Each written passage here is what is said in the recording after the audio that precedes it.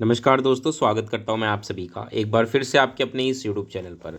आज दोस्तों हम पढ़ने वाले हैं EVS class fourth chapter number 9 जिसका नाम है बदलते परिवार। अब मुख्य रूप से यहाँ पे किस विषय पर चर्चा की गई है? परिवार के बारे में चर्चा की है। लेकिन अगर आप मुझसे पूछे कि एग्जाम पॉइंट ऑफ व्यू से क्या कुछ महत्वपूर्ण है, तो इस चैप्टर में तो आपको कुछ भी महत्वपूर्ण नहीं मिलेगा। लेकिन हाँ, थोड़ा सा एक संबंध हम समझ पाएंगे कि जैसे हमने जब थर्ड क्लास में पढ़ा था तो उसमें जो सबसे पहला चैप्टर था वो परिवार से संबंधित था। वहाँ पर बच्चों को ये समझाने की कोशिश की गई थी कि कैसे परिवार के अलग अलग सदस्य अलग अलग काम करते हैं, और साथ के साथ बच्चों को थोड़ा सा जेंडर न्यूट्रल होने को कहा, मतलब होने की एक समझ पैदा की गई थी।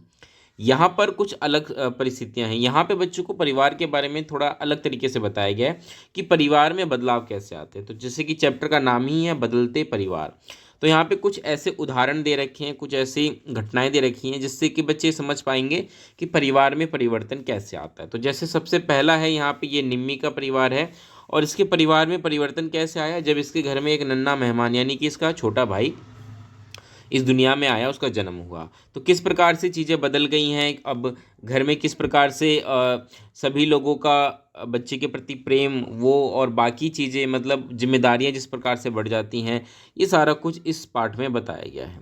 ठीक है, अगला जो है वो देखिए ध्यान से, शेरिंग। अब यहाँ पे शेरिंग एक बच्ची है, इसके परिवार में कैसे परिवर्तन आ गया है। इसके पिताजी जो हैं, इसके बाबा, उनको ऑफिस से चिट्ठी मिली है और उसमें लिखा है कि इनका प्रमोशन हो गया है और अब इनको दूसरे शहर में जाना है। तो जॉब की वजह से भाई शिफ्ट होना पड़ रहा है एक जगह से दूसरी जगह। अब या तो ये अपने परिवार सभी के साथ शिफ्ट होंगे, या हो सकते हैं ये अपने पिताजी को मतलब शेरिंग के दादा दादी या नाना नानी को वहाँ छोड़ करके फिर हो सकता है कि कहीं जाएंगे। तो इससे भी क्या होता है, परिवार में हमें परिवर्तन देखने को मिलता है। इसी प्रकार से देखें यहाँ पे ये नाजली का परिवार है, और इसके यहाँ इसके चचेरे भाई की शादी है।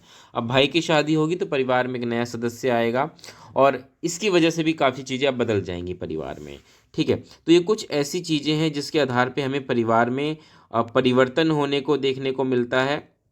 और फिर बच्चों के साथ चर्चा कर रखी है कि भाई आपके परिवार में किस किस प्रकार से परिवर्तन आता है, आपका परिवार कितने सालों से यहाँ रह रहा है, जब आपके दादा दादी थे या नाना नानी थे उस वक्त जिस प्रकार का समय था परिवार में, क्या अभी भी वैसा ही है। तो बच्चों के साथ एक चर्चा करने की कोशिश की गई है, और ये कह रखा है कि बदलाव जो है वो ज़िंदगी का हिस्सा है। इन बदलावों का बच्चों पर गहरा असर हो सकता है, इसलिए आवश्यक है कि इस चर्चा को हम थोड़ी संवेदनशीलता के साथ करें। ठीक है, तो जैसे यहाँ पे कह रखा है मेरा परिवार कल, आज, कल मतलब कल कैसा था, अब कैसे, और आने वाले समय में कैसा होगा। और ये काफ़ी महत्वपूर्ण भी है कि बच्चे समझेंगे कि किस प्रकार से चीज़ें बदल जाती हैं। गणित में एक पाठ जब हम बच्चों को पढ़ाते हैं पैसे का, तो वहाँ पर भी जब हम बच्चों को जब पैसों के संबंधित चीज़ें बताते हैं तो हम बच्चों को थोड़ा ये भी समझाएं कि जब उनके माता पिता थे, जब उनके नाना नानी थे, उस वक्त चीज़ें किस प्रकार से, कितने रुपए में कितनी चीज़ें मिला करती थी, अब किस प्रकार से चीज़ें मिलती हैं, उस वजह से उनकी जो आर्थिक स्थिति है उसमें किस प्रकार से बदलाव आया है। मतलब हो सकता है थोड़ा सा बच्चों को समझने में दिक्कत आएगी, लेकिन बच्चे ये तो समझेंगे कि हाँ, परिवार में बदलाव कई कारणों से आता है। ठीक है, अब यहाँ पे एक महत्वपूर्ण बात थोड़ा सा ये है, वो समझ लीजिए कि एक रंगारेड्डी जिले का यहाँ पे नाम आ रखा है। इसलिए आ रखा है क्योंकि रंगारेड्डी जिले जो कि भी वर्तमान में तेलंगाना राज्य में है, वहाँ पे एक सुशीला नाम की लड़की थी, जो कि जिनकी शादी मतलब कम उम्र में ही कर दी गई थी। ठीक है, और फिर क्या था कि उस वजह से उनका स्कूल छूट गया, लेकिन उन्होंने हिम्मत नहीं हारी और फिर से स्कूल जाना शुरू कर दिया। ठीक है, तो ऐसी बहुत सी लड़कियां हैं जिनकी शादी 18 साल की आयु से पहले ही कर दी जाती हैं, और उस वजह से उनको स्कूल भी छोड़ना पड़ता है। लेकिन सुशीला जो थी वो एक बहुत ही हिम्मत वाली लड़की थी, जिसने कि आगे अपनी पढ़ाई जारी रखी, और उनको पंचायत की तरफ से भी काफ़ी मदद मिली। तो इनका नाम आ रखा है, और इस वजह से जो रंगारेड्डी ज़िला है तेलंगाना में है, ये बस आप थोड़ा सा याद रखिएगा। यहाँ पे आपको आंध्र प्रदेश दिखेगा उस वक्त जब ये किताब छपी होगी, जब ये कहानी शामिल की उस वक्त था, लेकिन अब वर्तमान में जो है ये तेलंगाना में है। ठीक है, तो ये सारी चीज़ें हैं। अब यहाँ पे एक बात क्या रखिए, थोड़ा सा बाल विवाह कानून, वैसे तो आपको पता होगा लेकिन थोड़ा सा याद कर लीजिएगा कि बाल विवाह कानून जो ये बताता है कि लड़की की शादी की आयु कम से कम 18 और लड़के के लिए कम से कम 21 वर्ष है।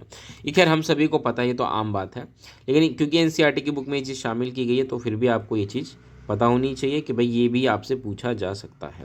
तो इसी के साथ इस चैप्टर को मैं यहीं समाप्त करता हूँ। इसमें आपने देख लिया कि बस बच्चों को एक समझ देनी है कि परिवार में परिवर्तन किस प्रकार से आते हैं, और ये जो बदलाव होते हैं ये हमारी ज़िंदगी का हिस्सा ही होते हैं। ठीक है, ये सारा समझ बच्चों को देनी है बस। उम्मीद है चैप्टर आप समझ गए होंगे और जो कुछ भी महत्वपूर्ण बातें थी वो भी मैंने आपको बता दी। इस वीडियो को मैं यहीं समाप्त करता हूँ। जाने से पहले वीडियो को लाइक करिएगा, चैनल को सब्सक्राइब करिएगा, अपने दोस्तों तक शेयर भी कर दीजिएगा इस वीडियो को। मिलते हैं दोस्तों अगली वीडियो में, तब तक के लिए नमस्कार, धन्यवाद।